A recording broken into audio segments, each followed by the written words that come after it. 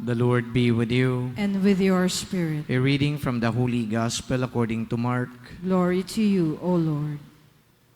Jesus appeared to the 11 and said to them, "Go into the whole world and proclaim the gospel to every creature.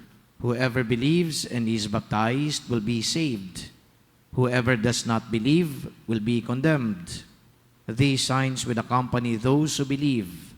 In my name they will drive out demons. They will speak new languages. They will pick up serpents with their hands, and if they drink any deadly thing, it will not harm them. They will lay hands on the sick, and they will recover." Then the Lord Jesus, after he spoke to them, was taken up into heaven, and took his seat at the right hand of God. But they went forth and preached everywhere, while the Lord worked with them, and confirmed the word through accompanying signs. The Gospel of the Lord. Praise to you, Lord Jesus Christ. Very clear po yung mission na ibinibigay ni Jesus sa kanyang mga alagad. Binigay po dito, in-emphasize po dito that the disciples should preach the word and that they should also baptize. So dalawang mahalagang misyon na iniatang ni Jesus sa kanyang mga tagasunod. Preach the word. Ito po yung evangelization. And in the work of evangelization, Saint Mark, whose feast we celebrate today, is one of the ardent evangelizers that we had. Si Saint Mark ay kasama po ni Saint Paul at saka ni Barnabas sa kanilang pag-iikot dito po sa Asia para ibahagi ang mabuting balita. At hindi lamang po ibahagi yung mabuting balita, pangalawa, para yung mga evangelized ay mabinyagan din. So yun ang pangalawang mission, binyagan nila. Why is baptism so important after evangelization? Because baptism incorporates the baptized into the Christian community. So no longer is that recipient of the word isolated from the community. But once he is baptized, siya ay incorporated na kasama na doon sa Christian community. And to think that Saint Mark and of course his other companions ay naging masipag sa kanilang pagbabahagi ng salita, nagbunga po yung kanilang mission na ito dahil ang dami ngayon na incorporated na doon sa early Christian community.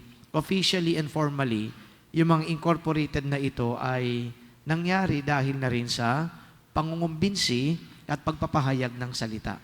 So very important yung ginawa nitong sina Saint Paul at saka si Saint Mark dahil kung hindi sa kanila, baka naman hindi naging matagumpay ang pagiging, maunlad ng early Christian community. Now, yung maunlad, yung kaunlaran po ay tinitingnan natin unang-una sa aspeto ng pagdami ng bilang. Ang dami ho na nagpabaptize because they were convinced about the preaching of Saint Mark and of course, the other missionaries or evangelizers. And then, of course, yung bilang na ito, siguro sabihin na natin nag-dwindle din. Because you know why? The early Christian community was also rocked by dissensions and then division. Bakit? Ito na yung preaching ni Saint Paul na meron ng pinapanigan yung mga miyembro, mas loyal sila kay ganito, ayaw nila sa ganitong leader, kaya unti-unti nagkaroon ng division. But then, Paul continued to preach division to them. Kaya ang sabi nila, ang dapat na maging focal point ninyo ay hindi yung mga nagbaptize sa inyo, hindi yung mga preachers ninyo, kundi ang ating Panginoong Hesukristo. So dito nais ko na i-emphasize that when Saint Mark and his companions were proclaiming the word, hindi nila pinoproclaim dito yung sarili nilang interpretation ng salita. But actually, proclamation of the word is about proclaiming Jesus. Ang dinadala nila sa mga tao ay si Jesus. Yung nga lang nabahiran ngayon ng secular mentality na, mas gusto ko itong preacher na ito, ang galing-galing niya. Mas loyal ako dito kay Saint Paul, kay Barnabas. Mas loyal ako dito kay Mark. So yung human element ay napasok doon sa early Christian community. Kaya unti-unti, meron ng pagkakalusaw ng kanilang community. Nagkaroon sila ngayon ng division. But again, what is being emphasized by the preachers of the word, the likes of Saint Mark, ay yung kanilang pagkakabuo dahil ando doon si Jesucristo sa gitna ng kanilang pamumuhay. So ito ngayon, yung nakita nating dynamics. While Saint Mark and his companions were emphasizing, the importance of Christ in their Christian life, ito namang iba, naging secular minsan yung mentality. At yan ngayong, kumbaga, ay pagkakaiba ng pananaw kay Kristo, tapos medyo secular na pananaw, nakita din natin yan ngayon sa panahon natin. Anong ibig sabihin? While we try to be more spiritual and to be more focused on Christ, there are people also who try to model this dynamic at sinamahan nito ng mga secular na pananaw, secular na filosofiya, secular na pangunawa, secular na practice, so much so that yung mga tao na confused ngayon. So ito na ngayon yung naging cause ng division. Yung secular mentality versus the mentality that is rooted in Christ.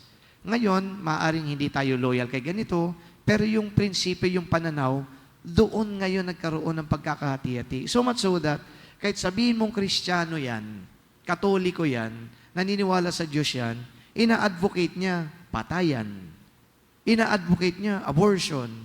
Ina-advocate niya same-sex union. Ina-advocate niya death penalty. Hindi po yun. Umaayon doon sa Christian thinking. Kaya, proclamation of the word ulit tayo. The proclamation of the word assures us na dapat ang natututunan natin ay yung galing sa Diyos. Hindi yung galing sa pilosopiyang sekular. Hindi yung galing sa tinuro ng mga famous na mga leader. Hindi yung filosofiya nitong charismatic leader. No. I think as Christians, we should live our life rooted in our faith, rooted in Jesus. At yan ang sakripisyo na ginawa ni Saint Mark. So Saint Mark wasn't just a preacher, but he was also a writer. So kumbaga, isinulat niya yung kanyang naobserbahan, noong kanilang ministry, at doon ay isinulat niya yung public ministry ni Jesus, isinulat niya yung napakaraming milagro na ginawa ni Jesus, isinulat niya dito yung pagiging active ni Jesus doon sa pamayanan na kanyang ginagalawan. So that was the center of Saint Mark's Gospel. Again, pag sinabi nating center, hindi lang yung activities, but the one doing the activities. And who is that one? He is Christ. So yung rootedness kay Jesus, very much emphasized dito sa buhay nitong si Saint Mark. Whether as a preacher of the word, as evangelizer, and as the writer of Christ, or as the writer about the life of Christ as evangelizer. Ngayon po, simpleng lesson lang. Namumuhay tayo ngayon sa panahon natin. Binanggit ko na, dami-dami napapakinggan mga filosofiya, mga secular na pananaw. Pero hindi dapat yan ang magdidikta kung papaano tayo mamumuhay sa mundong ito. The basic thing is, our life must be rooted in the Word. Jesus is always being proclaimed time and again. The church doesn't tire proclaiming Jesus to all of you. And I just hope and pray that this Jesus being proclaimed to you is still Jesus that was so relevant during His time. Kumbaga, wag po nating hayaan na yung secular at praktikal na mga pananaw ang siyang maging gabay ng ating pamumuhay.